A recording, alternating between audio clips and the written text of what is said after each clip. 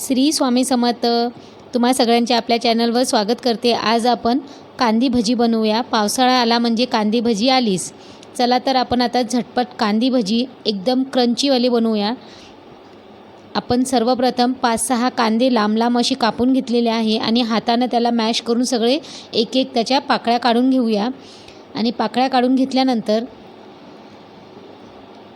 त्यामध्ये आता आपण सर्वप्रथम मीठ टाकूया. मीठ टाकून त्याला परत आपण असं चोळून घेऊ, म्हणजे त्याला कांद्याला पाणी सुटतो आणि त्या पाणीमध्येच आपल्याला बाकीचे सामान टाकून छान त्याला आपण पीठ बनवून घेऊया. त्यासाठी सर्वप्रथम 2 चम्मच आपण मोठे चम्मच याच्यामध्ये बेसन टाकून घेऊया.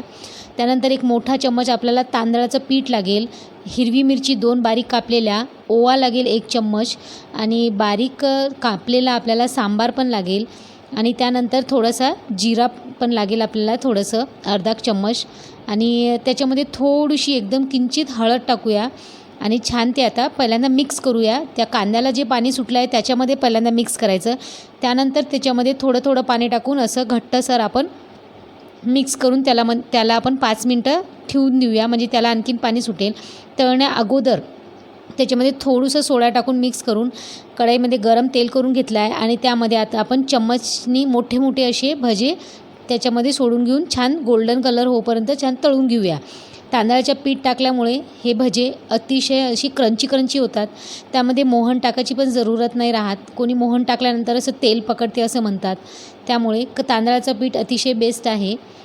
आणि असं छान आपण कमी फ्लेमवर एकदम कमी पण नाही आणि एकदम हाय पण नाही असे आपण आता भजे तळून घेऊया क्रंचीवाले. एकदम कांदी भजी आणि एकदम क्रंची गरमागरम. आणखीन एक कढईमध्ये थोडंसं तळून घेऊया एक आपण घाणी. आणि आता हे आपले गरमागरम भजी तयार झालेले आहे. टोमॅटो केचप आहे आणि इमली चटणी आहे आणि 2 मिरची पण याच्यामध्ये तळलेली आहे. चला तर आता गरमागरम तुम्ही पण हे एन्जॉय करा आणि बनवून बघा. तांदळाचं पीठ टाकून किती छान होते ते. तुम्हाला जर माझे व्हिडिओ आवडत असेल तर माझ्या चॅनलला सबस्क्राईब आणि लाईक करा. थँक्यू. श्री स्वामी समर्थ.